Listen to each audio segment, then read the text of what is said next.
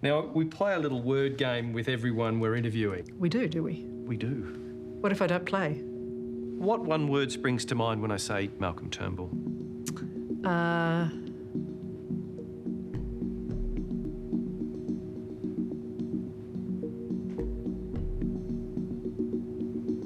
Intellect. Intellect. Smart. Incredibly intelligent. 2 words, I'm sorry. Ambitious. Ambitious. Ambition.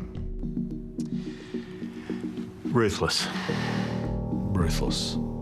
Determined. Flawed. Progressive. Urbane. Selfish. Superficial. Narcissism. Vision. Visionary. Disappointing. Disappointing. Complex. Relentless. Negotiator. Passenger. Considered. The smooth as silk, and be careful. Integrity. Well, I think it's a pretty good list. That's some of this. What one word springs to mind when I say Malcolm Turnbull? He was a friend. Was. Maybe one day we will be again.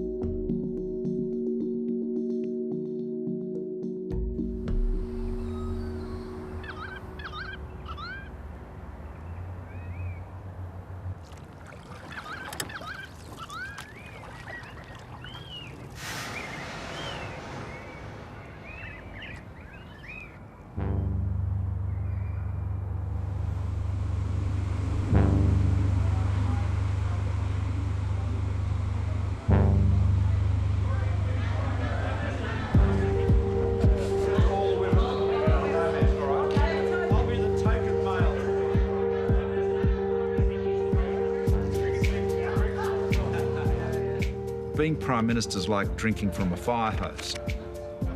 And suddenly, all of the weight of that office descends on you. Everything is swirling around. I'm getting new ministers sworn in, and it's exciting. It's very exciting. Colleagues, this is the first meeting of our cabinet in my government. This is a government for the 21st century. When Malcolm became Prime Minister, there was this sense of euphoria. This real sense of, hey, finally, a Prime Minister that we can get behind and you know, really be proud of. And it was an exciting time. Obviously, he skyrocketed in the polls. In the preferred Prime Minister race, Malcolm Turnbull is up 18 points on his predecessor and has opened a 34-point lead over Bill Shorten. There we go. Terrific. Good to see you, mate. The new government came in with enormous goodwill, very, I think, strong desire from the public to see the government doing really big things. We want to be a culture, a national culture of innovation, because it is the ideas boom that will secure our prosperity in the future. Thanks very much. And when you have stratospheric sort of popularity, it can only go one way.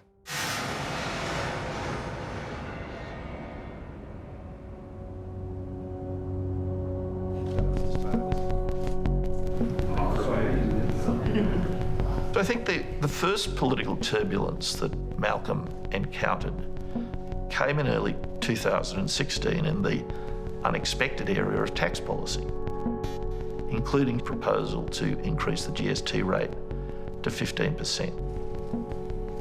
They were issues for the Treasurer, but they were poorly handled. Malcolm blamed Scott Morrison for that. He thought that Scott had been leaking to the media. Jack was in very good form. He looked like he could have joined the team. Scott and I were looking at a lot of tax reform. But the key thing was that And regrettably, he had a practice of briefing policy options out into the media in advance of decisions being taken. Talk of lifting the rate of the goods and services tax to 15% is already causing alarm. If you were going to go down a major tax reform policy agenda, well, you needed to set it up. You couldn't just announce it in the budget. The spectre of a rising GST is the one real chance the opposition has to puncture an ascendant Prime Minister. He used to justify this as tilling the soil. You know, he was kite flying. It was hugely damaging. Because if you take a half-baked proposal and you brief it out, and then you decide not to do it, it's seen as a back down. There was one dinner at the Lodge in early 2016 where yet again more tax reform ideas were in the press, and Scott was saying, oh, I have no idea how it got there, and all of the colleagues just rolled their eyes and they basically erupted. And people said, Scott, when are you going to stop doing this to us? There was a big row. Scott basically said, are you accusing me, are you? Oh, I think we weren't on the same page for that period as much as I thought we were. That's my honest explanation of that time. I respected the fact that he called no on it, and I had a press club speech coming up where I went and ate the sandwich. So this government will not be taking a GST increase to the next election. The times are not right for that. You know, loose lips and indiscretion and, you know, attention-seeking was as much a problem as, you know, good old-fashioned treachery and knives in the back. Yeah, or the front, you know. They're cut either way.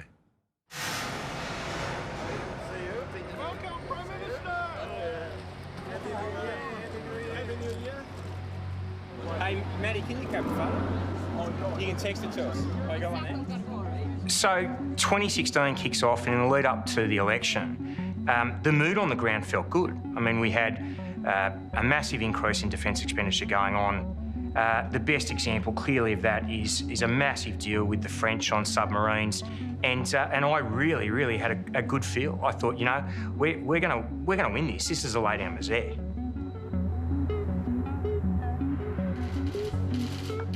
Explain your strategy about the way you want to approach that election. We were faced with trenchant opposition in the Senate. There was also a very arcane system of Senate voting in place at the time.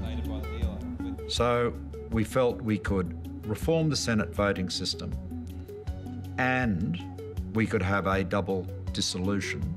So you have a transparent voting system and you'd get a whole new Senate.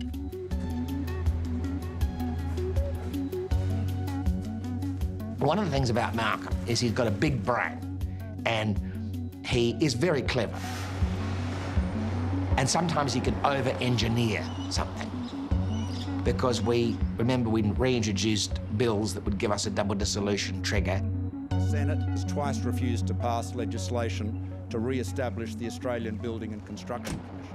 And having achieved the double dissolution trigger, he then called this 8-week election. The Governor-General has accepted my advice to dissolve both houses of Parliament and call an election for both houses, a double dissolution, on the 2nd of July. You know, long elections in Australia never end well. I think it was madness. It was absolute madness. I think I said at the time it's suicidal. An 8-week-long winter campaign, that was very tough. It was bitingly cold. You say 8 weeks, it seemed like 8 months. I wasn't convinced that the more that people got to see of Malcolm, the more it would convince them to vote for him.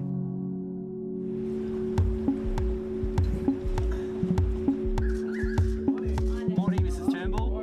Morning, Prime Minister. People who say the 8-week campaign was a mistake may well be right. I mean, we ran out of money, and Lucy and I kicked in $1.75 million, which is quite a lot of money, to enable us to even vaguely compete with Labor. So it was a tough campaign. I got terrible flu. I'm glad that you're so concerned about me. Do you have any flu remedies for me? Turnbull's performance on the campaign trail was appalling. It was all about presidential-style television commercials of him walking down a corridor trying to look very presidential. So let me be clear about what we're offering you. And to the average Australian person, that is just puke material. Malcolm Turnbull came across as Lord Turnbull of Point Piper, and every time Malcolm Turnbull went to Queensland, he lost us votes.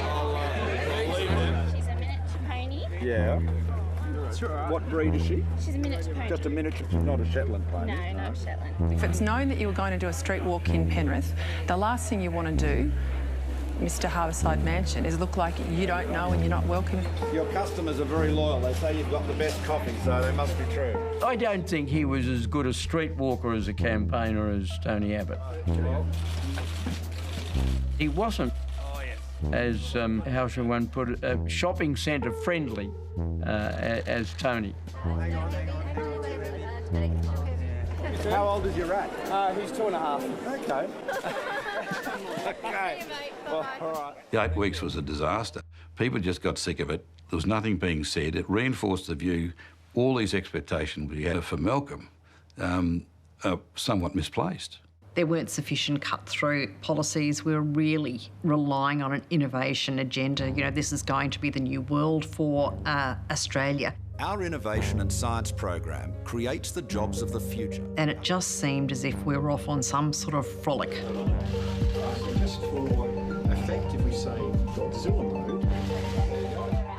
The issue with the innovation policy was that it said you're going to lose your job to a computer. And then the system reacts automatically to what they've set it up for. Malcolm was very keen that it be, a positive campaign, given, the change of tone that he was seeking. And ultimately, I think the defining issue of that campaign became the Mediscare, and it was hugely effective. Malcolm Turnbull has set up a Medicare privatisation task force. Everybody knows you don't set up a Medicare privatisation task force unless you aim to privatise Medicare. You can either have Malcolm Turnbull or you can have Medicare, but you can't have both. And what we believe in the Labor... I think the sheer brazenness of the idea of privatising Medicare, who the fuck would you sell it to? Who's going to buy something that loses money? You're claiming that they're privatising Medicare, holus bolus, and that policy doesn't exist. No, I've said that they had plans to privatise the payment system, and those plans do exist. We didn't get on that one fast enough and actually kill it overnight. And in letting it get away from us, they were able to prosecute the Mediscare campaign.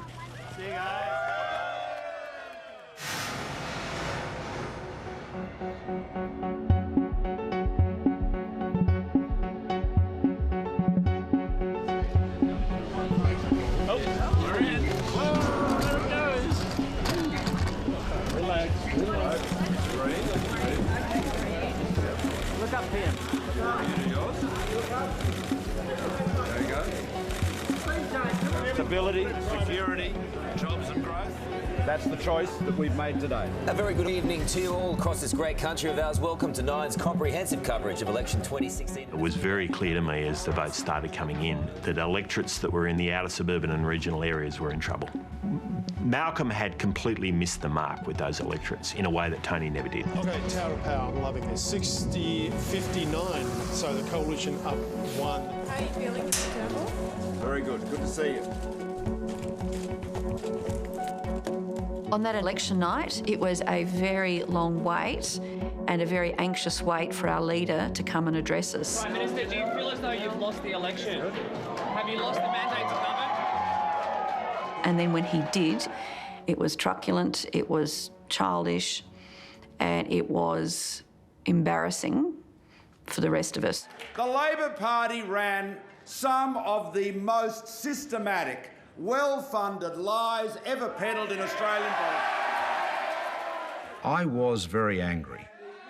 because I could see that we had lost a lot of seats and potentially lost the numbers in the House because of a lie. Telling vulnerable Australians that Medicare was going to be privatised or sold, frightening people in a bed. He beat himself to some extent, you know, because he didn't have an agenda and it was just blancmange. To lose 14 seats, it's unforgivable.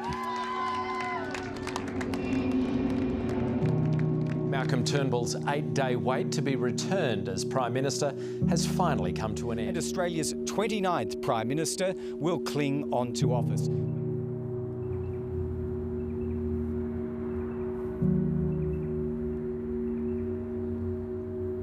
It's always hard when you only have a one-seat majority because one person, one issue, one event can threaten your government. So it's a difficult situation to be in. It certainly did diminish my authority. There's no question about that. He became less popular, less stellar as he had been when he first became Prime Minister. He lost that cachet. And so his opponents in the party got what they wanted, which is he lost his ace. His ace was his popularity. Having lost most of the seats that Tony Abbott had won in 2013, and I suggested to Malcolm that he should bring Tony into the cabinet. I wanted to make him Defence Minister.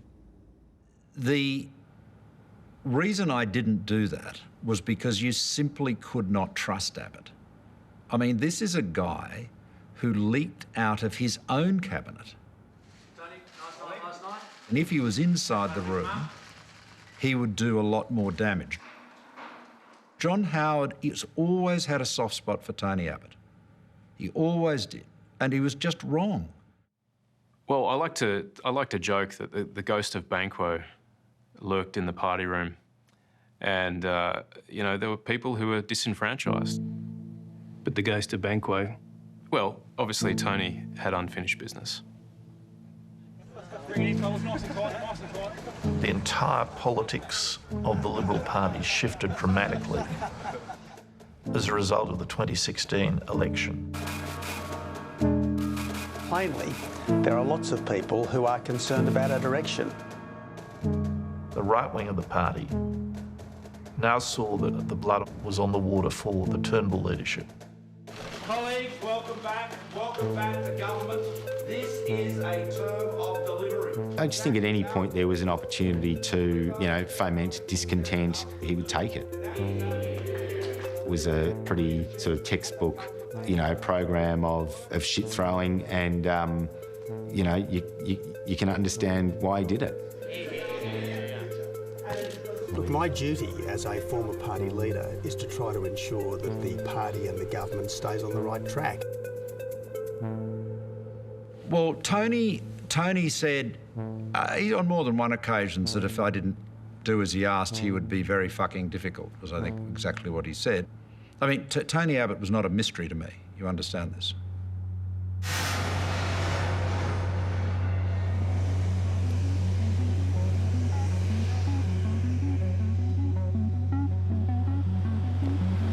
Prime Minister, welcome. Thank you very much. I think Turnbull's achievements on the global stage have never been sufficiently appreciated. It wasn't Tony's natural habitat, but it was Malcolm's natural habitat. And he had a very, very strong foreign minister in Julie Bishop. Malcolm, he was urbane, he was persuasive, he was charming. And he's one of the most impressive global leaders in the world and was acknowledged as such by his contemporaries. One of the reasons is that he was one of the only world leaders who could deal with Donald Trump. Well, I had never done any business with Trump, but obviously I knew all about him. Big bullying billionaires. They all think they're, you know, God's gift to humanity. And if you suck up to them or knuckle under, they just want more. They famously had a row about the refugee deal, which involved America taking a number of the people from Manus Island, which had been done with Obama.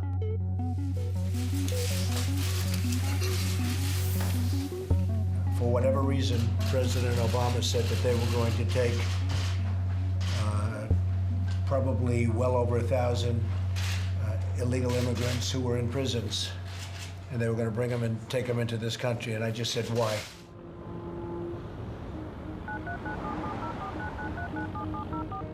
So, when I came to speak with Trump, Julie Bishop gets rung by Mike Pence, the Vice President, and Mike says to Julie, the President's not going to honour the refugee deal, Prime Minister shouldn't refer to it.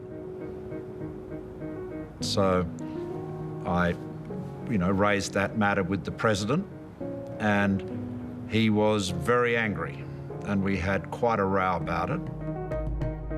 President Trump, he had some idea that, these people were dangerous criminals, that we were somehow going to foist on them, and he was sort of incredulous that President Obama could have agreed to something, something so crazy. And that's when the conversation, got quite heated. And I remember looking up from this call to look at David, and he was about as white as a sheet. He looked, and I thought to myself, oh dear, this clearly isn't going well. Anyway, it turned out to be a good call. It essentially, the summary was, it started off, no way, Jose, and ended up, yes, but I hate you.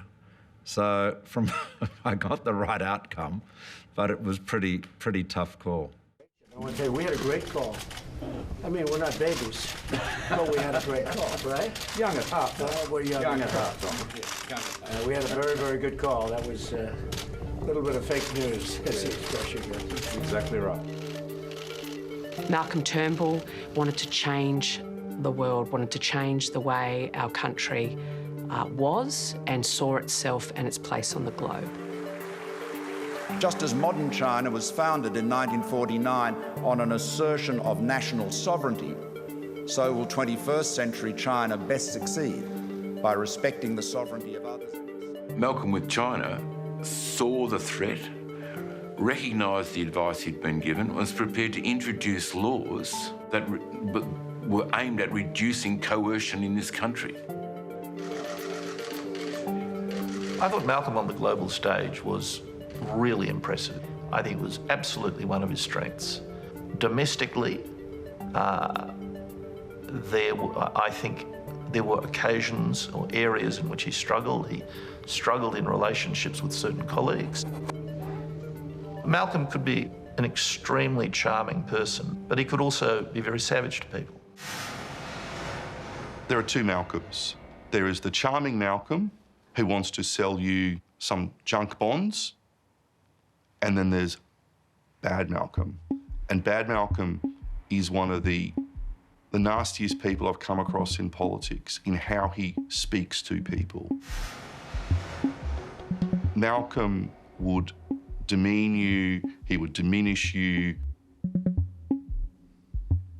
He's a brilliant, intelligent person, and he finds it very difficult to hide that when he feels that the people around him aren't as equally brilliant as he is. And he has a kind of pretty withering assessment of those who don't match up to him. He's got the biggest brain box I've ever come across, and he can marshal in 45 seconds the most, personalised, powerful denigration of you, if he chooses to do so, full of the most very obscene invective. He was particularly charming, and if you were going to be at a dinner party, he would be clearly the wittiest, cleverest person sitting around the table, and he could be a lot of good fun.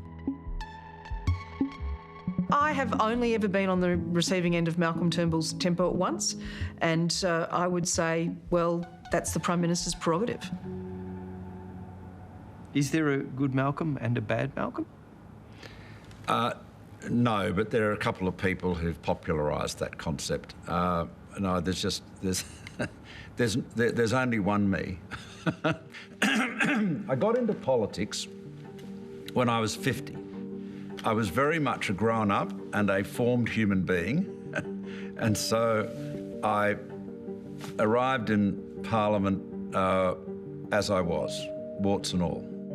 One of the things, or one of the limitations, particularly I think of Malcolm's leadership, is he wasn't pastoral to the backbench. When you have a one-seat majority government, you can't just ignore the backbench. One person can effectively hold the whole thing hostage. So when you get 3 or 4 backbenchers, like in the marriage debate, who say, we're not prepared to keep going along with the government's agenda, the government has to change its approach.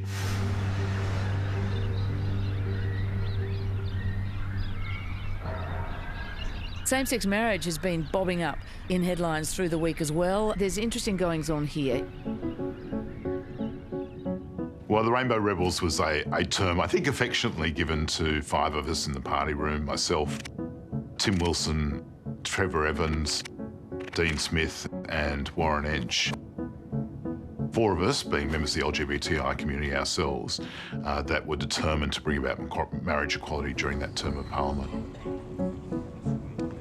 Throughout the course of 2017, I was prepared to cross the floor, and that was really the ultimate bargaining chip that the 5 of us who were pursuing this cause most vigorously were always prepared to do. Malcolm began his prime ministership with high ambitions and lofty ideals. In truth, whenever the issue of marriage equality was raised and was pushed, Malcolm became very nervous about how that issue could be used as a Trojan horse to destabilise his leadership and potentially to undo him as the prime minister. Same-sex marriage, you were tied to a plebiscite. How difficult was it for you? Managing a party room, which consists of many people who are vehemently opposed to this, is hard. Mr. Abbott, good morning to you. Ray, good to be with you and your listeners. We are being, as it were, frog-marched into changing something which has stood the test of time on the basis of what I think are slogans that don't stand up. I mean, this love is love thing. There are all sorts of different kinds of love. We don't have to call all of them marriage. We're looking at how we have a plebiscite without legislation and get the ABS to do it. You know, in effect, as a survey, postal survey. I had to be careful not to be seen as being too enthusiastic for the postal vote, because we needed to get the Conservatives on side for it. And it was really Peter Dutton and Matthias Cormann who navigated our way through to the postal survey ultimately. And I think Malcolm was very relieved when they presented that solution to him. I think for some people, they recognise that if they had future ambitions to be the leader of the party after Malcolm, then it was better to have this sort of issue resolved under or by Malcolm. We have had a public vote on our dignity. And now the official results of the Australian Marriage Law Postal Survey. Yes responses, 7,817,247. It was a moment in history where for many people who had grown up with shame and stigma, it didn't wash away from them, but they actually felt like they had an equal place at the nation's table. 62% or thereabouts voted yes, so it was an absolutely comprehensive win. It was as definitive as it was irreversible. I had introduced the bill and I had done the second reading. Because of the strength of my advocacy, I thought that I would be the one to do the third reading, which basically gives you an opportunity to acknowledge all of those that have contributed to it from your perspective. And this really pissed me off. I was approached by Christopher Pyne and saying, mate, we've got to give the Prime Minister a leg in here. will you concede to give him the third reading? And initially I said, no way. Eventually I reluctantly agreed, and I walked up to my desk and I pulled out my third reading speech and I ripped it up. That's a great regret for me. The Prime Minister has the call. What a day. What a day for love, for equality, for respect. Australia has done it.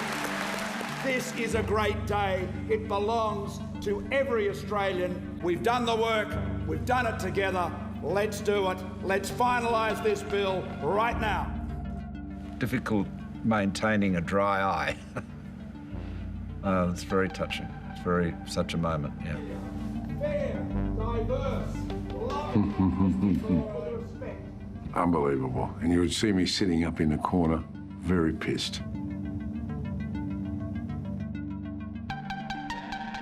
Unbelievable.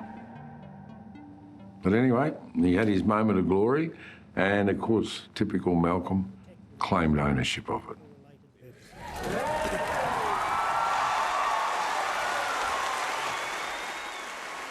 I mean, I don't think Warren missed out on any moments on this issue. He's an ungracious guy, honestly, just. Malcolm would certainly describe marriage equality as one of the crowning achievements of his time as Prime Minister, and indeed it is. But Malcolm was not the active participant in making it happen that he would maybe hope that history reflects. Well, legalising same-sex marriage is a big social reform. There's no way you can get around that. So I'm very glad we were able to deliver it. Marriage equality is a legacy he can be proud of. Probably what crystallised for me most was meeting a 96-year-old constituent who came to me and said, just get this done because I want to marry before I go. And he'd been with his partner for 40 years, and his wedding was the first same-sex wedding I went to. And he was dead a year later, but he got his dream fulfilled.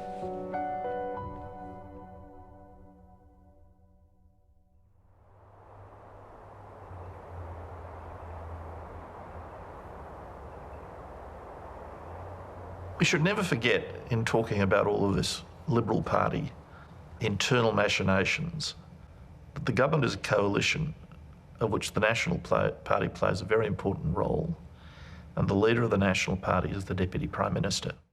It is difficult to describe how much I'm looking forward to having Barnaby back. At the start, Turnbull and I got along splendidly. I was a crucial part of Malcolm's Praetorian Guard. And my job was to keep an eye out and keep him informed about who was likely to try and take his job, and to try as much as I can in any way, even if it was clandestine, to stop them. But I protected him, I really did. They got on well, even though they were not natural soulmates. But obviously that relationship soured over time. What one word springs to mind when I say Barnaby Joyce?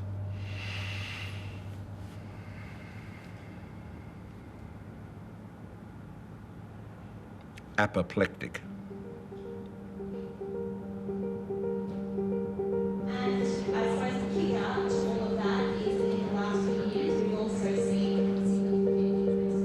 Well, there had been rumours about him having a very close relationship with one of his staff, a former journalist called Vicky Campion. I asked him to come round, and he absolutely unequivocally denied there was any sexual relationship between him and Vicky. And I accepted that, of course. You know, I think I definitely lied to him, because it wasn't his right to know. How many other people in this building are you asking about their personal lives? So, you know, we all know what happens. I can nominate a few. Where do you want to start? The public and private worlds of the Deputy Prime Minister have collided in a blaze of attention. A newspaper has exposed how Barnaby Joyce had an affair with a staff member who is now pregnant. Well, when that picture emerged in the Telegraph, my first reaction was to feel very, very sorry for Vicky Campion. But there it was, and it was a political reality that we had to deal with.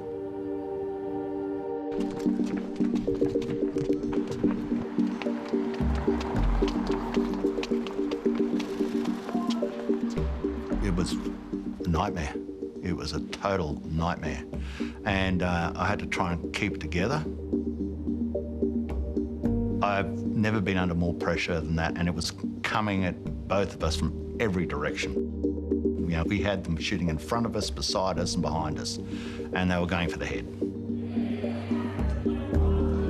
The Leader of the Opposition. My question is to the Prime Minister. I was very concerned that we were going to get caught up in this, in what was becoming just a torrent of media criticism, public criticism about this affair of Barnaby's.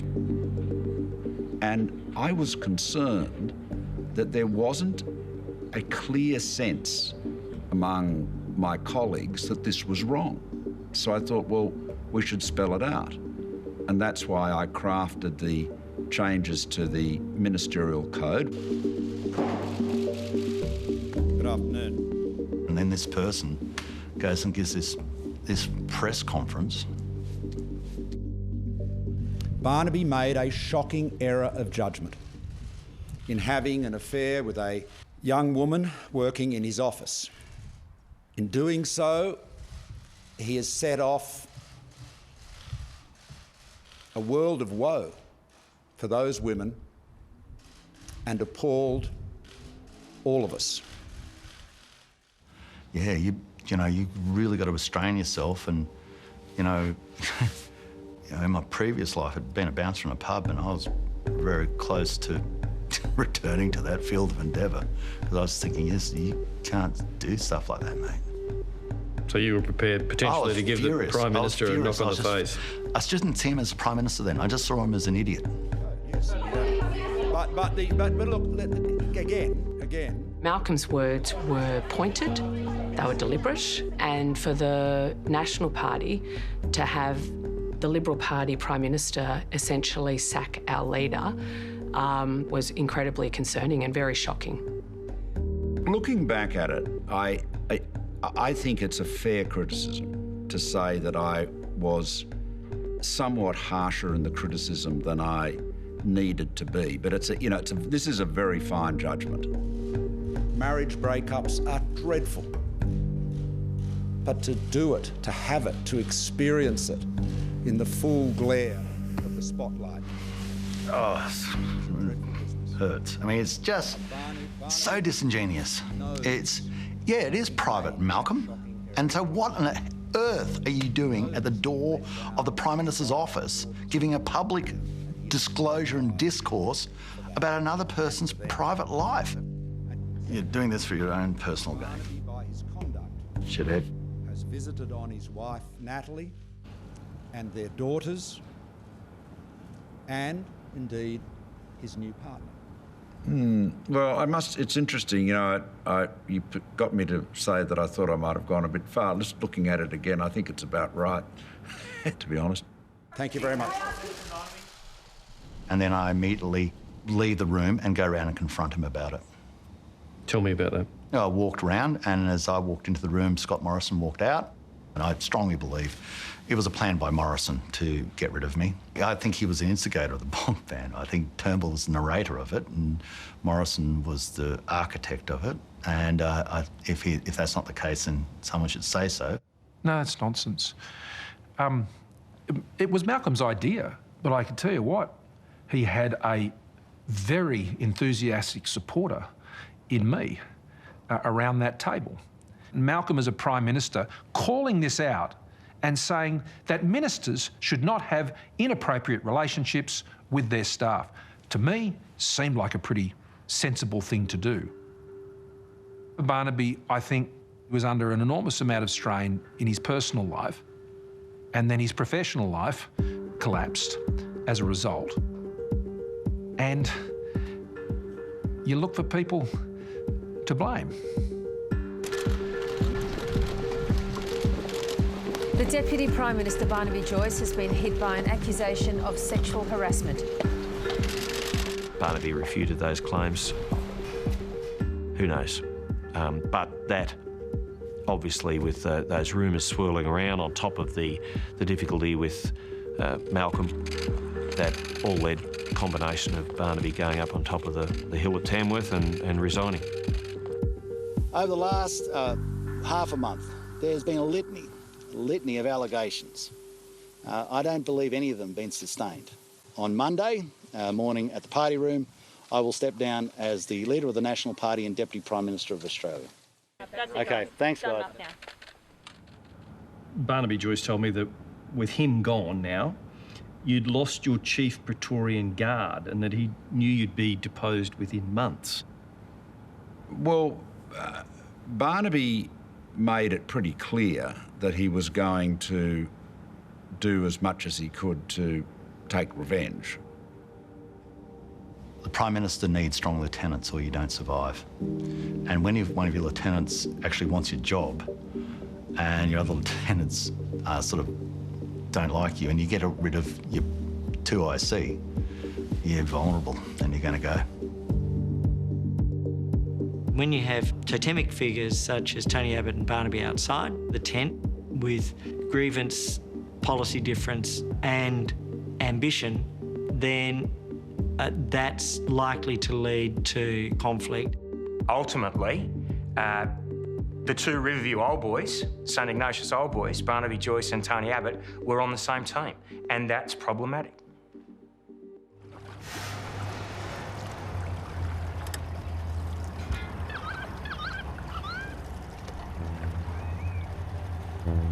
Would be unconscionable for a government that was originally elected promising to abolish the carbon tax and to end Labor's climate change obsessions to go further down this renewable path. Good on you. So that's a line in the sand. Good on you. Well, you should be running the show. Well, look, the climate wars were just debilitating, insane, really a terrible chapter in our history. And, you know, they were instigated by Abbott. I think climate policy was always going to be weaponised against Malcolm Turnbull. It had been weaponised against him in 2009 when Malcolm lost the leadership of the party. So this was right out of the playbook of the right wing of the party. We've got people on our right who have that ideological fervour, and it's quite easy to work up your base. As they say, you know, throw them some red meat. Well, that red meat is climate change. It's climate change policy that's doing harm. Climate change itself is probably doing good, or at least more good than harm.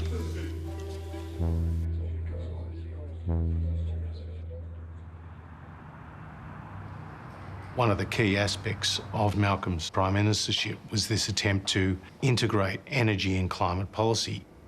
It was the first genuine and real attempt to end the climate wars.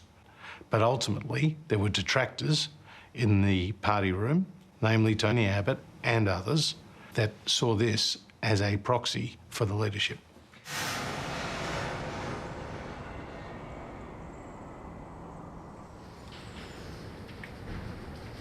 What we have today is a game changer. This is a national energy guarantee. What was the National Energy Guarantee? What was the National Energy Guarantee? That's a good question. The NEG. The NEG. We're heading towards game time here. We are. NEG, short for negative. The National Energy Guarantee was a mistake. I can't be more brutal than that. And I want to particularly thank the hard-working minister, for his efforts in bringing together this important policy development, this important initiative. Josh.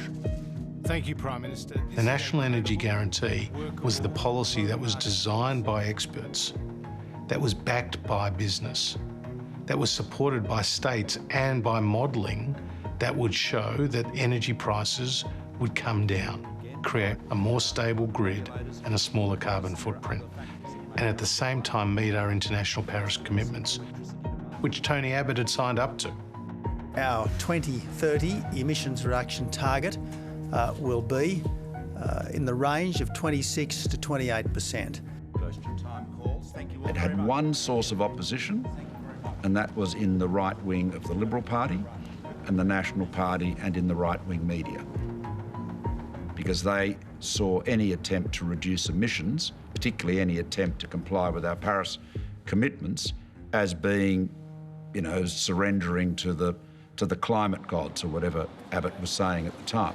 I think the best thing we can do right now is pull out of the Paris Agreement, because it's Paris which is driving the so-called National Energy Guarantee. Look, Tony Abbott obviously didn't like it, but I think that he didn't like Malcolm more than he didn't like the neg, and it was just a proxy to keep going after Malcolm. The Prime Minister has fallen short of his own leadership test, losing his 30th news poll in a row. Mr Turnbull famously used the milestone of 30 consecutive news poll losses as the key reason for ousting Tony Abbott. Malcolm Turnbull's popularity has plunged ahead of energy negotiations in tomorrow's Coalition Party Room meeting. So on the 13th of August 2018, the backbench committee, which was charged with considering legislation before it went to the full party room, met to consider the neg. We looked at who was on the committee, and we thought, well, there's more Malcolm Turnbull people than there are Tony Abbott people. What can we do? And I was talking to Tony. I said, well, Tony, hang on. I said, what are the rules? Why don't you become a member?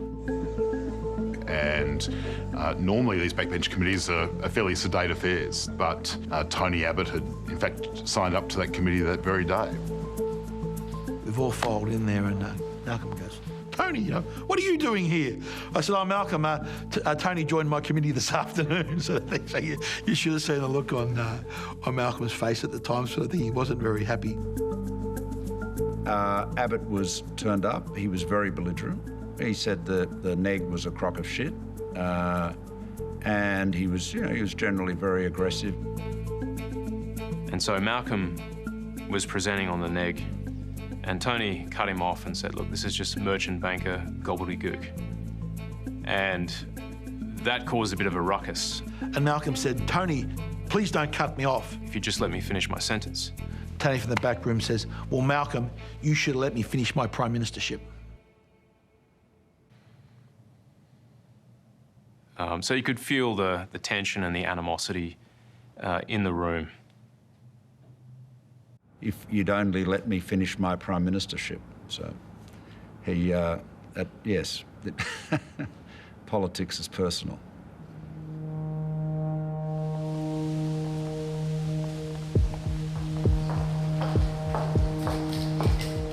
Could you look Malcolm Turnbull in the eye and say that you've not been a sniper or a wrecker? Oh, look, there has been no leaking. There has been no briefing against the government. Sniping? There Wrecking? has been none of that. I have talked a lot about policy. Former leaders Tony Abbott and Barnaby Joyce, they're doing their best to derail it, but the Turnbull government's National Energy Guarantee looks likely to get the thumbs up from a majority of coalition MPs when the party room meets this morning. So it's August 2018, still cold in Canberra. I've been thinking about the neg for some time, my misgivings with it, that we were going to legislate the Paris target. I wanted to speak on it. We had a big party room about it. The party room was fractious, and it wasn't one person, it wasn't two persons, it wasn't three persons. It was an active, large group of people. I stood up in the party room after waiting a long time to speak, and at the end of my speech I said, and Prime Minister, I'll cross the floor if this is put to the House. And you could hear a pin drop in the party room at that moment. Well, unfortunately, Malcolm couldn't unite the joint party room on energy policy. And we had a breakaway group in the Nationals who made a strategic decision to blow this up. And that was very unfortunate. She's wrong. Yeah, maybe she's right. I don't know. Yeah, okay. But I'm proud of the role we had because it was a stupid idea. What we had was an effective, workable, and durable solution. But we never got the chance to implement it.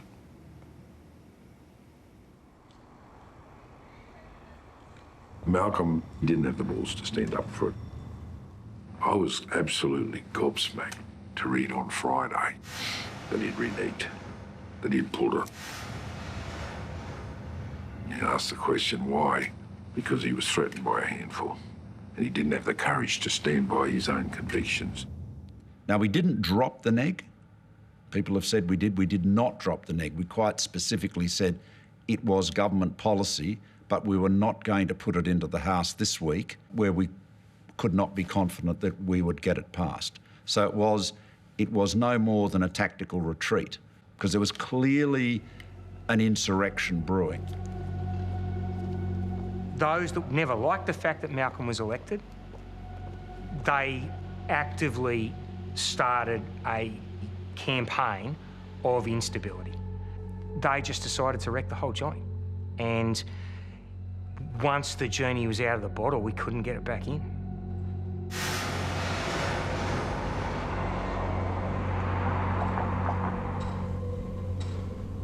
Now, there comes a time in history where you've got to have the bottle and, another part of your anatomy to stand up for yourself, mate. And this might be the time. I don't know whether you wish to take it or not. It was pretty clear to me from the time of the 2016 election that Peter Dutton was shaping up. Malcolm had empowered Dutton, particularly by making him the Minister for Home Affairs. I'd been just watching Peter Dutton's body language for a long time, and I said, for God's sake, Malcolm, can't you see he is stalking you? Peter was a close counsellor for Malcolm, and I think Peter felt that he was always having to keep the train on the tracks. And he came to a point where he thought, well, I could do this myself as the leader, as Prime Minister. If my position changes, that is, it gets to a point where I can't accept what the government's proposing or I don't agree, then the Westminster system is very clear. You resign your commission, you don't serve in that cabinet. OK, have a good weekend. We'll talk again next week. Peter Dutton, the Immigration, Border Protection and Home Affairs Minister. If I said the name Peter Dutton, what one word springs into your mind?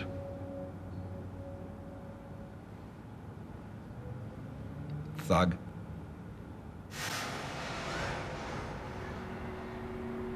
Then, of course, you get to Monday, the 20th of August, 2018, which really was the start of the week from hell.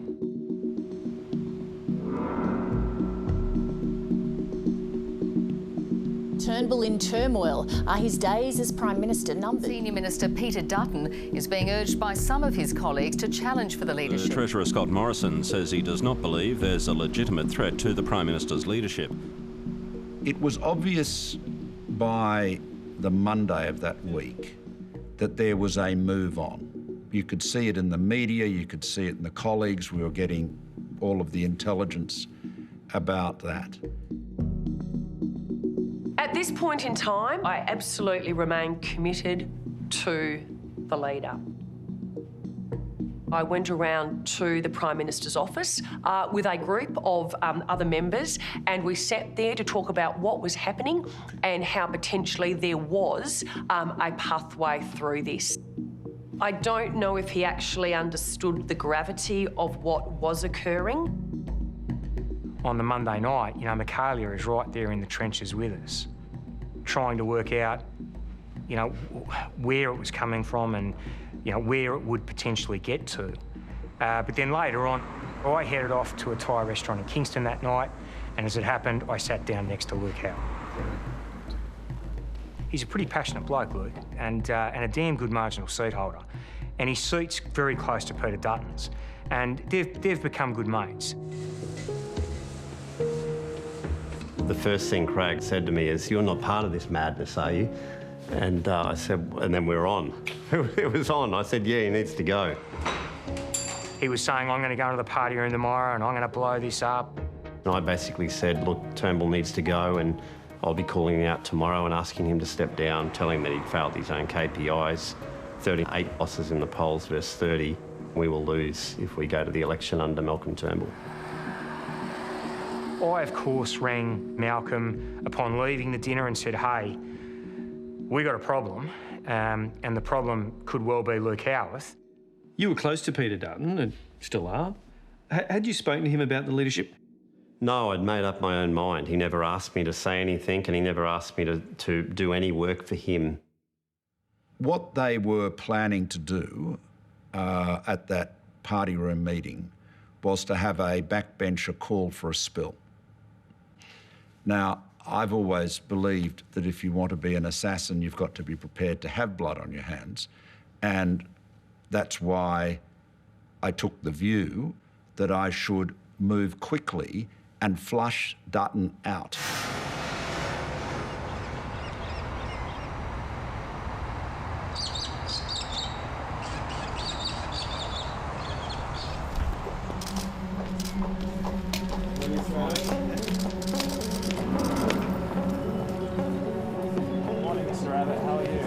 I'm fine, but there's a party room today, so that's where... Oopsie daisy right there. I've only listening to rumour and innuendo that there is, you know, a potential challenge, if you like. Oh, wow, a phalanx. A phalanx of cameras. When we arrived in the party room meeting, and we all take our seats as we usually do when milling around, Malcolm stood up. And he gave quite an agitated speech. He was clearly feeling the pressure, and I could tell as soon as he started speaking that something was going to happen. And Luke Howarth tried to intervene, and Malcolm said, no, Luke. I thought, Luke, this is not the day for interventions in the party room. And Malcolm, at the end of his speech, I distinctly remember him saying, you know, and this must stop, this must come to an end, and that's why I'll be spilling the leadership of the Liberal Party today. He spills the leadership. You could have struck me down with a feather. Well, I'm thinking Malcolm's crazy. I'm looking over at Christopher, who's way on the other side of the room, and texting him going, and he goes, I didn't know either. I was sitting between Christian Porter and Matthias Cormann, and Matthias was ropeable because he didn't know that was coming. He let go a few French words, which I won't repeat, but certainly he was unhappy. You don't ever catch your colleagues by surprise. That's the worst thing you can do to your colleagues.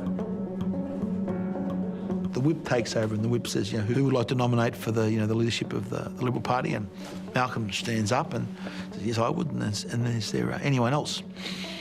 And there was a pause for a second. It looked like no one was going to stand up. I'm looking at darts and Tony Abbott whacks him on the knee as if away you go. And I thought, oh, surely not. And Peter was sitting to my left up the back on the couch. And I remember him just standing up quietly, buttoning his jacket up, and it's almost as if the room stopped breathing for about 3 seconds. When Peter stood up, it was a mixture of shock and disappointment. Literally, it was, okay, wow. It actually is now game on. Oh, shit. It was all over in less than 5 minutes. The vote was taken and the result was declared. The Prime Minister called a ballot in the Liberal Party room. The result of that ballot was Malcolm Turnbull was elected leader of the Liberal Party by a margin of 48 votes to 35, with Peter Dutton as the other candidate. It is over and out for Malcolm Turnbull at that stage. Are you alive, Prime Minister? Malcolm Turnbull blew himself up because at that point he was fatally wounded. He was never going to recover. It was just a matter of time. Look, it's a very fair criticism to say that I shouldn't have called the spill on the Tuesday, and it was a judgment call. But a spill was going to be called anyway. By making it a ballot between me and Dutton, I felt I improved my prospects of seeing him off because I didn't think there was anybody else at that stage that was going to break cover. Well, after we left the party room, you know, within an hour and a half, I could see Stuart Robert going from office to office down the hall, and I thought, oh, here we go. You know, he's one of Scott Morrison's best friends. He wanted him to be Prime Minister. What do you think he was up to? Oh, I think he was doing the numbers for Scott Morrison, but whether Morrison asked him to or not, that's what he was doing. What are your supporters up to at this point? Are they making calls? Well, certainly no one was making any calls on my behalf on my instruction or my invitation. I was focused on getting Malcolm through the week, and that was what I wanted to see happen. Dutton and Cormann and I met after the meeting, and I said to Dutton, we should just move on for the sake of the government. You don't have to resign, you know, stay in the cabinet, but we've got to say, okay, you've had a crack, that's it, and we're moving on together. He was not, you know, he wasn't prepared to agree to that. He said he was going to keep going, and Cormann at that stage was presenting himself as being a peacemaker. I think Matthias played very key roles in all of the leadership spills. Matthias is quite Machiavellian, so he was with each of the leaders until he wasn't. And at what point he wasn't is still the subject of some speculation. The Minister representing the Prime Minister, Senator Cormann. I support Prime Minister Turnbull. I've supported him loyally since he was elected leader in September 2015. Malcolm trusted Matthias Cormann. But the idea that Matthias Cormann, this leading figure of the right wing of the party, would not support his best friend, Peter Dutton, was fanciful. And for Malcolm to think that their personal relationship and mutual regard would stand in the way of that was delusional. The steam was definitely coming out of Dutton's challenge. He made a bit of a fool of himself, going out and saying that he was going to smile more and, you know, be more lovable.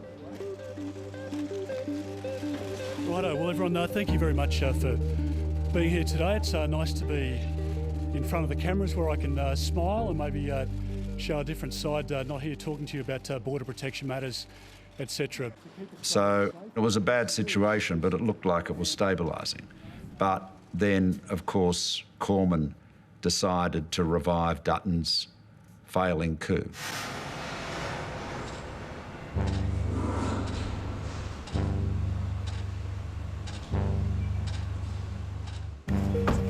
Good morning, everyone. Good morning. Does Malcolm Turnbull have your support? Prime Minister's always got my support. Expecting another challenge this week? I would hope not. I hope common sense and sanity prevails. Don't have the numbers. Are you doing the numbers for Peter Dutton now? No. Are you the consensus candidate your party needs? No. The Prime Minister has my full and total support. Cormann came to see me and he said that Dutton had the numbers and I should, you know, hand over the Prime Ministership to him. And I said to him, look, he doesn't have the numbers. I mean, he just had a ballot, which he lost. I said, this is madness. He agreed it was madness. I said, this is terrorism. He said, you have to give in to the terrorists.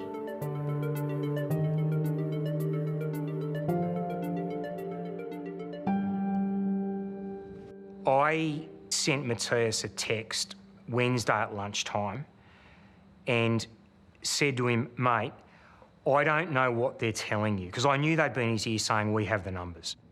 He said, I'll talk to you, I'm doing a press conference, I'll talk to you later on. But he never followed up.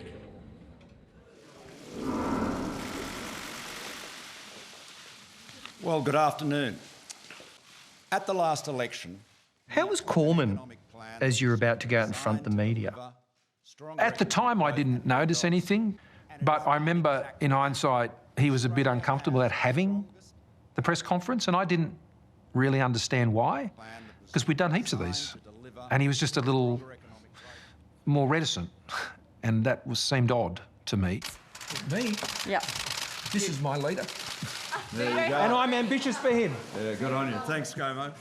OK, we'll just take... I think now that we've moved on, I think we'll take What's going through your head as the arm slips over your shoulders and those words are uttered? well, it's... well, I was, as I said, thank you, ScoMo. But, look, yeah. Look, I can do that, I'll hug, I'll shake hands, I'm a bit like that. And Malcolm and I would joke around a fair bit. And, yeah, I think that moment has been misinterpreted unkindly to the genuine friendship we had. But when you put your arm around the Prime Minister, you're making a big statement, aren't you? We were friends. I mean, Scott... I mean, I've seen Scott say so many things that are utterly untrue. I mean, he can look you dead in the eye and say something completely opposite to what he's really thinking.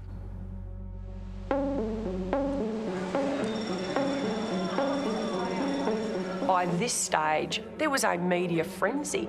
There was a frenzy in Parliament House. The fallout overnight has been astonishing, with 9 of his frontbenchers offering their resignation. That includes 3 cabinet ministers. I had worked incredibly well with Malcolm. I don't have a bad thing to say about Malcolm in that regard. But when it came to that final week, something had to happen. At about 4 p.m. on the Wednesday, Cormann returned to my office. He had Mitch Fifield with him and Michaelia Cash, 2 other senators, both of whom had been promoted during my Prime Ministership and who had supported me in the challenge against Abbott. We sat down with him and we said to him, we need to bring this to a head, and the way that you can do this is if you call a party room. He wouldn't call the party room meeting. Fifield said nothing. He looked shell-shocked. Cash sat there sobbing and murmuring yes from time to time, as though to endorse what Matthias was saying. It was a pretty miserable trio, to be honest. It was certainly done in sorrow, I will say that, but no, I was not sobbering, and I'm not sure murmuring either. My response was the same. I was not going to be intimidated into resigning and handing over to Peter Dutton. We were worried about Malcolm mentally, given the pressure and the strain that he was under. He was in a state of shock that they were just wrecking something that was travelling okay. But at the same time, still fighting like buggery to save his Prime Ministership. Malcolm wanted to ensure that if he couldn't have the premiership, he would use every trick of the trade to stop Peter and to create as much trouble as possible. And I remember sitting there going, you're a turd.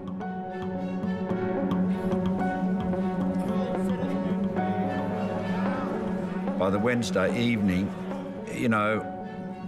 one option was to just call an election and let the people sort it out.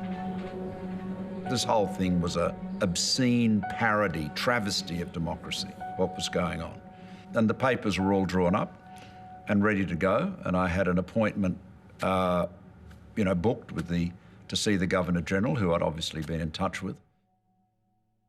Well, that's sort of the hallmark of the sort of ruthless investment banker head kicker. The idea that it even crossed his mind to call an election as a way of saving his leadership, which would have led to our political ruin, I think says it all. I wasn't trying to preserve my own job. It was just that I just felt embarrassed for the country. But having slept on it, we came to the view that this wasn't a good idea. And as everyone reminded me, I'd have to pay for the election campaign again and probably have to pay for all of it.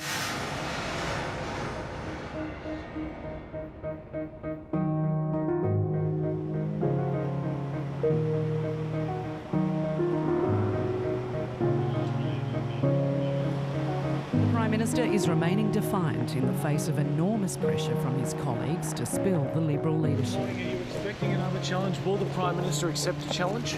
I'm not sure you're allowed to be in these courtyards mugging people on the way through. The instability also continues this morning. We have a few more ministers insisting on resigning from the Turnbull ministry. James McGrath, the Queensland Senator, and Michael Sukkar, the Lower House Liberal from Victoria. It became very, very apparent that he wasn't going to call the party room meeting, and that the only way that we could actually see a solution was if we formally withdrew our support and went and sat on the back bench.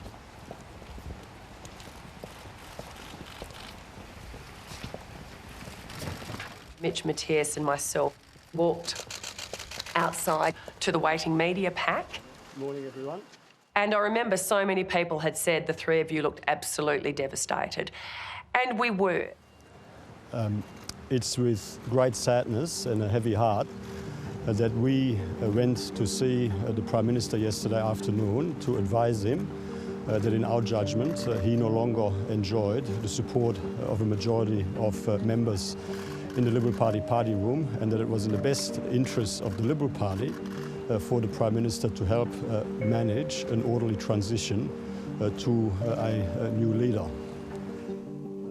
God, Matthias has put on a lot of weight, since 2018. He looks very kind of lean there, sort of almost. I mean, yeah, I recall it well. That,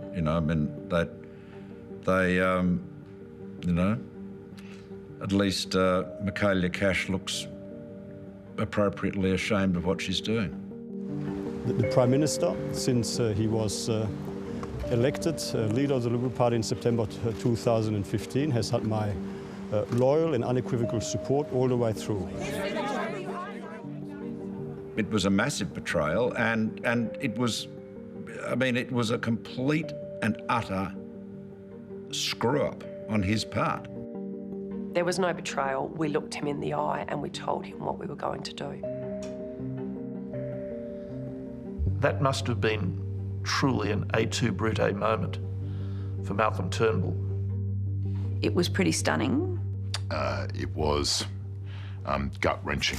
I too supported the Prime Minister in the ballot. It was Matthias and Michaelia and Mitch flipping that ended up the tipping point where we lost the numbers.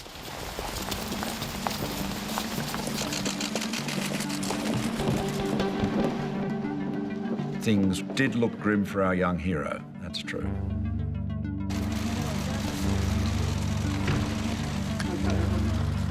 Earlier this morning, I called the Prime Minister to advise him that it was my judgment that the majority of the party room no longer supported his leadership.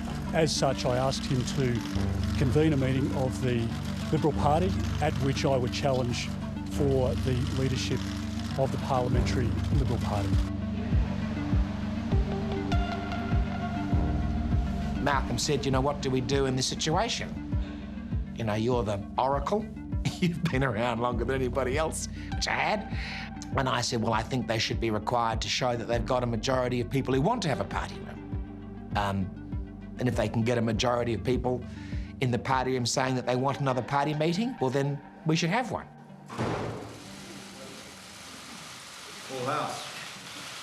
Well, good to welcome you into the courtyard here. So I now await a letter with the signatures of a majority of the party room. If I receive, which is 43.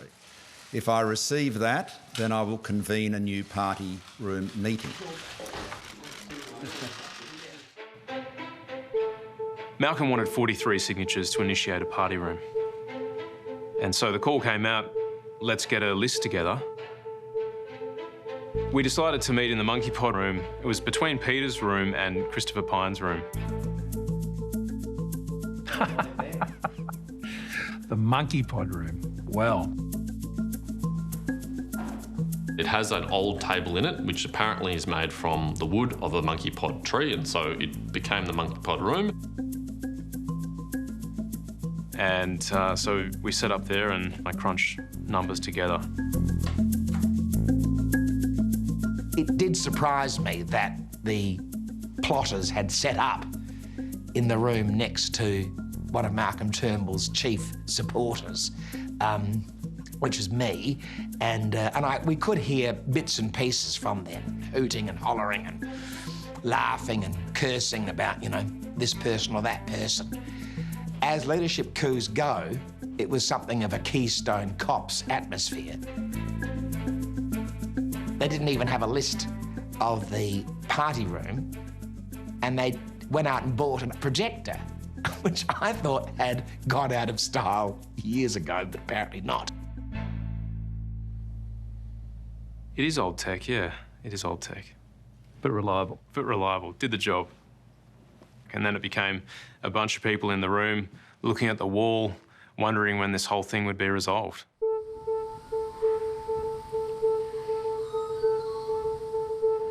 There was people who overtly supported Peter Dutton and were taking the petition around, and people were blackmailed, they were threatened, they were intimidated to sign the petition. It was appalling.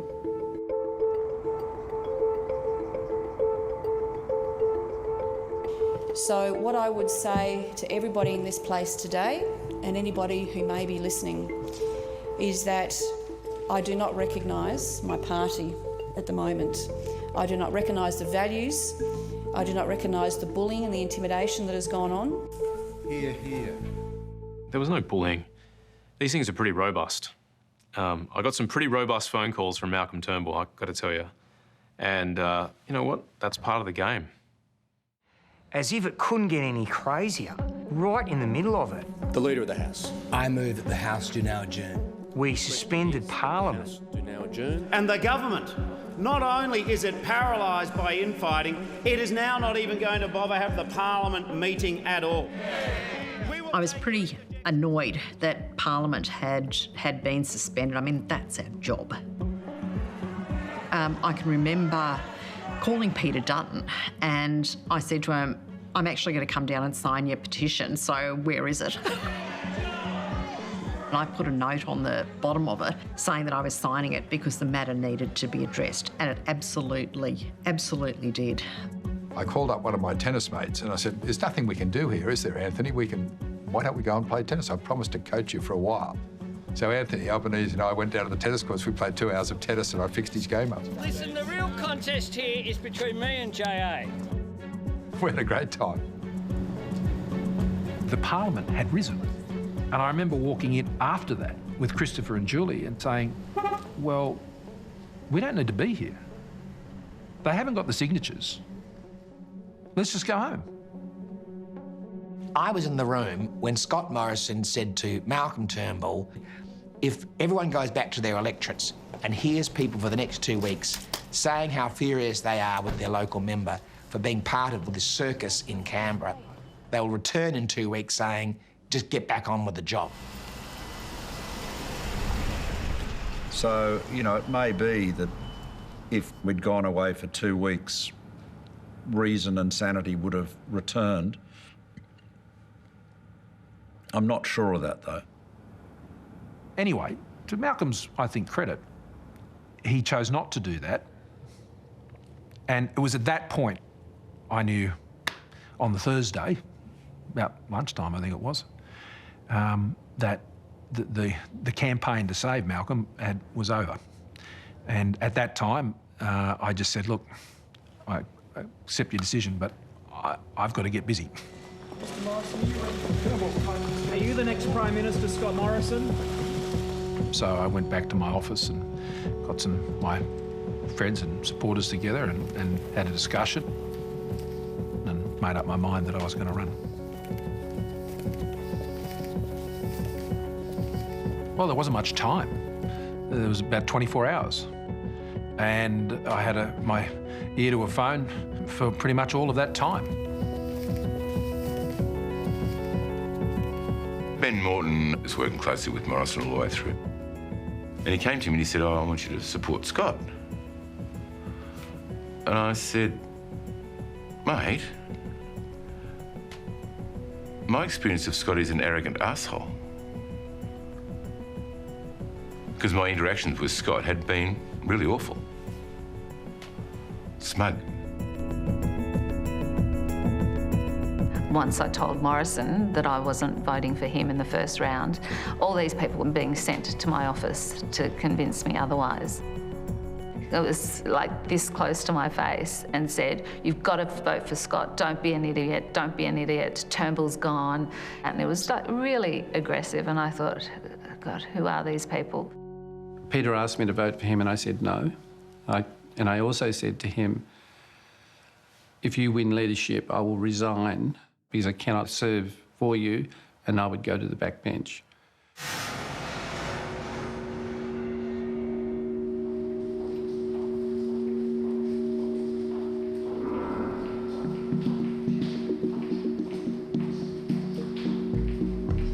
By Friday morning, the agitators found it very, very difficult to get 50% plus one of the party room to want to have another party meeting. Who will you be voting for? See what happens when you get in there. I refused to sign it because of my position about leadership. And then I was called by, and I don't recall who it was, a number of people to say, you need to sign it, you need to sign it. And I kept saying, I don't want to sign it. And they kept saying, this is really destructive to the party. And I said, I don't want to sign it. This issue needs to be resolved, and I've put my name to it in order to facilitate that today. Yeah, I have a strong view about who I think should be the leader of the party. I'm not going to telegraph that through the media. Scott Morrison. And in the end, another person was the final signatory to it. Of course I am. I hate it. Hate it. Initially they came to me and I said, no, I'm not going to sign it. But I said, if you get 42 signatures, you come and see me and I'd give you the 43rd. But I won't be anything other than 43.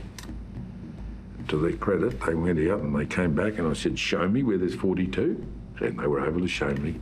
And I said, rightio, I will sign the 43rd. And that's when I wrote for Brendan Nelson. Well, I assumed that Warren Entsch was, you know, trying to make some point about Brendan Nelson, who's I'd replaced as leader of the Liberal Party in 2008. But, you know, I mean, what can you say about Warren Entsch? I thought it was a timely reminder back to Turnbull of the treachery and the way in which he, and lack of respect that he did for Brendan. So you were famous. Well done. Congratulations. Thank you. And so that, of course, triggered the spill.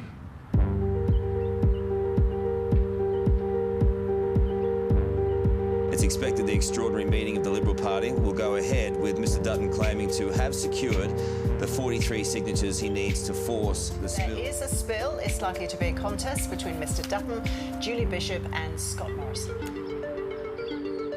Well, many people were trying to look at what the numbers were as to Julie versus Peter, Scott versus Peter, three-way contest and how it unfolds. I myself would have liked to have seen Julie Bishop emerge as the leader, and I think that would have been the smart choice because she was, at the time, the most popular politician in Australia. Christopher Pyne rang me and said, Russell, we are not supporting Julie.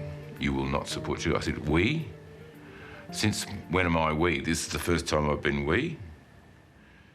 Who's got your backing today? I'm keeping my counsel.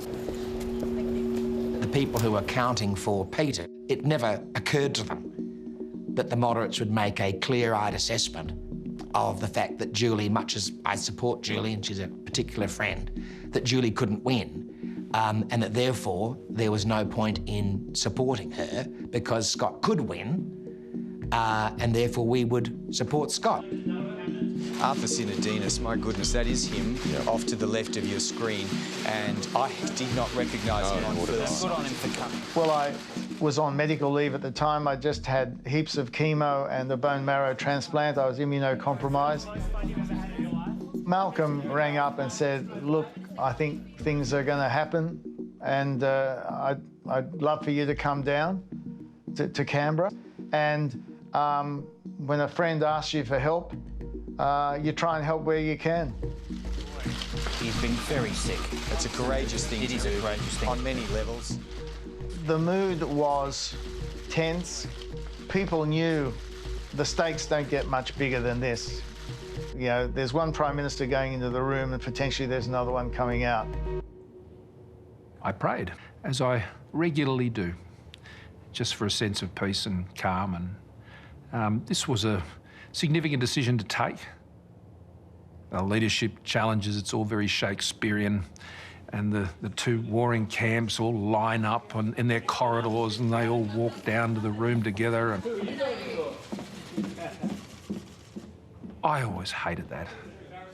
So I just walked on my own down to the party room.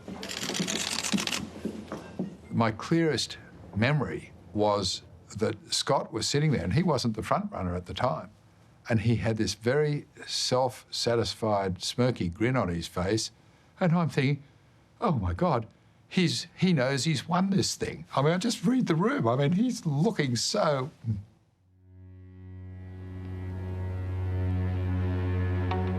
I felt that the responsible thing to do was to say to the party, look, do you want me to go? So have a spill ballot, in other words. And then, if that's carried, and I would say, if this is carried, I will not be a candidate. I was doing that because I was concerned that if I ran, there was a risk that Dutton could win. I thought Dutton would run off to the right, and I thought he would do a lot of damage as Prime Minister of Australia in a short period. Malcolm fought through to the last moment. The spill motion was carried 45 to 40, and if 3 votes had been different, we would not have spilled the leadership after that horrendous week. The vote is 45 to 40 for the spill, so that effectively means your Prime Ministership is coming to an end. How do you feel in that moment?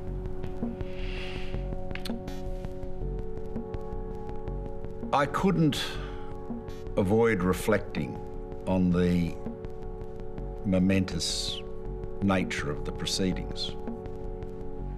I looked around the room and I wondered whether all of the people there understood the enormity of what they were doing.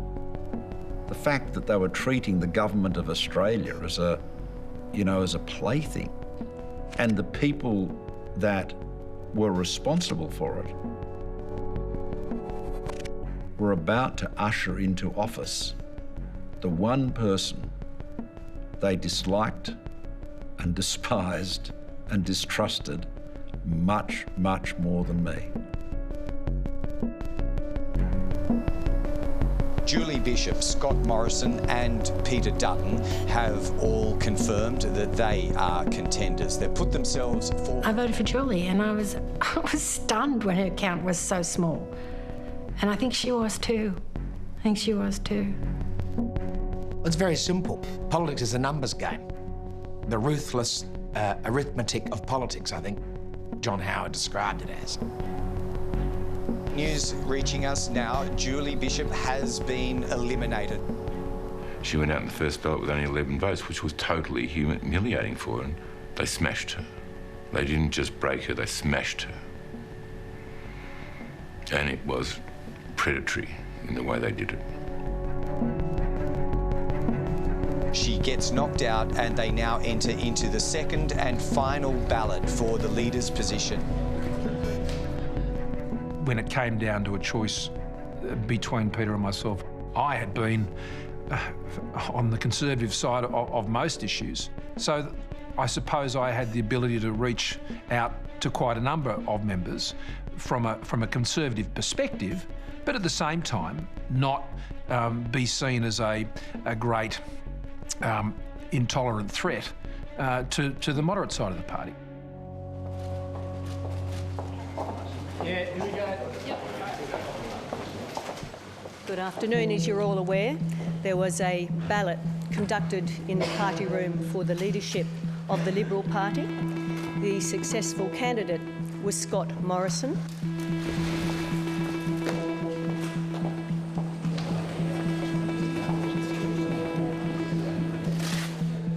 Mr Abbott, are you disappointed? Look, we've lost the Prime Minister, but there is still a government to save. Turnbull and Bishop. Well, immediately you feel a great humility. I'd prayed for peace would come, and it had come. Hi, darling. How are you? Well, I remember going back with Scott to his office, and he said to me, well, Josh, you're now the deputy. You get to choose your portfolio. What is it? And I said, I want to be treasurer. He said, done.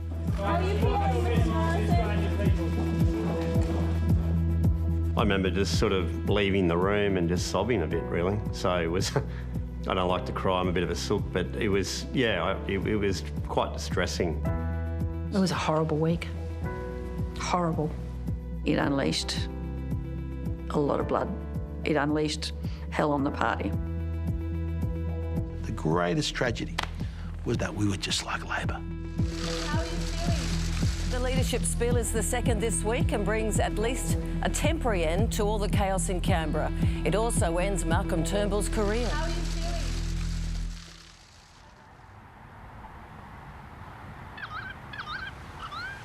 Well, good afternoon. It may surprise you on a day like this, but I remain very optimistic and positive about our nation's future. We've been able to achieve, as a progressive Liberal coalition government, enormous reforms. I was very proud of, and I am very proud of the achievements of my government. I was in office as PM for just under 3 years. We got a lot more done than I thought we would, to be honest. Snowy Hydro 2.0, big commitments on infrastructure, Trans-Pacific Partnership, trade, reinvestment in the Defence Forces, making sure we stood up versus other big powers, whether it was Xi Jinping's China or even Donald Trump's America. My biggest regret is that elements of the party never let Malcolm be Malcolm. And as a result, I don't think we ever got to see the best of Malcolm. The insurgents were not rewarded by electing Mr Dutton, for example, but instead my successor, who I wish the very best, of course, Scott Morrison, a very loyal and effective treasurer. Subsequently, after his press conference, which I thought was a great press conference, there was no bitterness, obviously Malcolm has got quite angry. That's probably an understatement. Thank you all. Come on, Jack. Come on, Jack. There you go.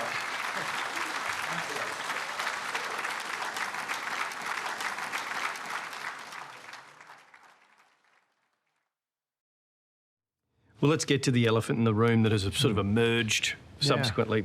You know, Turnbull told me in his interview that you and your supporters played a double game almost from the get-go. He said, and I quote, "Looking back at that week, it's clear to me that Morrison played a double game with on the Tuesday, and that his people, 6 or 7, we think, voted for Dutton in that spill, and that made Dutton's numbers look better and, you know, increased the pressure on me. Now, did Scott vote for Dutton? I would doubt that. He might have. but it was his modus operandi, which we'd seen in 2015, was to publicly go one way and get his henchmen to go the other. Could they have voted for Dutton without his knowledge? Absolutely not. I mean, as I think we all know now, having seen him as Prime Minister, he is the ultimate control freak. Your response? Well, it's just not true. It's not possible to be true. None of us knew the vote was on. None of us knew. So there was no way to possibly discuss it, one. And two, this is something... I don't run a faction in the Liberal Party. I don't control numbers. There were people who supported me, but they had their own views about Malcolm.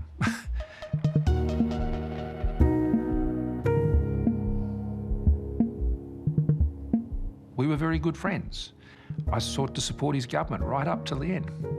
And we got a lot of good things done together, and I'm saddened that those good things have now been overshadowed by looking back on how the events of that week transpired.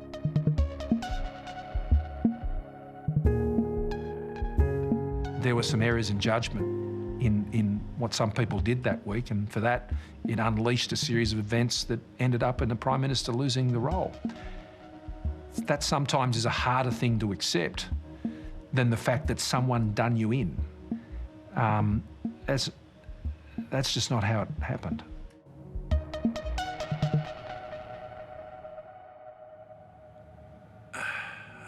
Scott Morrison, one word.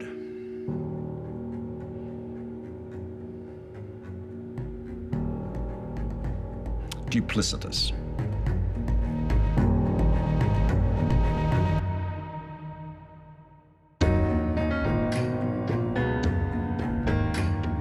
There was a real agenda of command and control. It's not clear to me which women, if any, he listened to. Everything that I was saying was being weaponised. He knew that he was going to get it because he was rattled before he got there. Do you regret the "I don't hold a hose, mate" remark? What did you shout? The F word, and it was rather loud. Okay, you're going to get it out of me. The government could be over, and I breathed again. Once you leave the office of Prime Minister, you've had your go. Eventually, the circus comes to an end. Nemesis, next Monday at 8, ABC TV and ABC iView.